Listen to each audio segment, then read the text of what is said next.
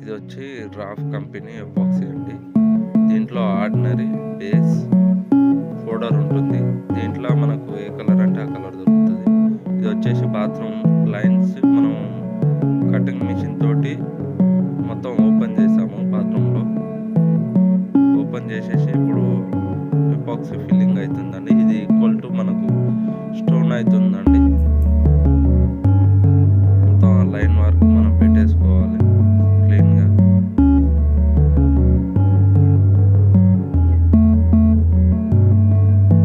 ఇప్పుడు ఇది ఆల్రెడీ మనకు కార్నర్లు ఉంటాయి కదండి, కార్నర్లకు మొత్తం పెట్టేసాము. అక్కడ మొత్తం కార్నర్కి మొత్తం ఎక్కడ మనం గ్యాప్ ఉండొద్దు. మనకు ఈ లైన్స్కు ఈ కార్నర్కు అనేది గ్యాప్ ఉండొద్దు. ఈ గ్యాప్ ఉండటం వల్ల ఏమవుతుందంటే మనం వాష్ చేసినప్పుడు వాటర్ అనేది అలా పడేసి మనకు బాత్రూంలో సైడ్కు కిందికి దిగుతాయి అనేది. మొత్తం ఆల్రెడీ మొత్తం పెట్టేసామండి. సేమ్ కలర్ ఉంది. సేమ్ కలర్ ఉండడం వల్ల మనకు కనపడతలేదు. కొంచెం మొత్తం అప్లికేషన్ అయింది కార్నర్కి, కింద టైల్స్కు, గ్యాప్కు.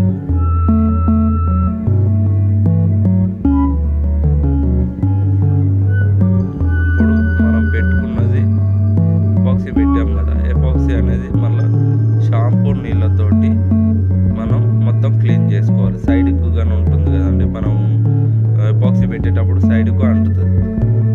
దాటినే వదిలేయద్దు. దాన్ని మళ్ళీ మనం స్క్రబ్బర్ తోటి, షాంపూ తోటి వాష్ చేసేసుకోవాలి.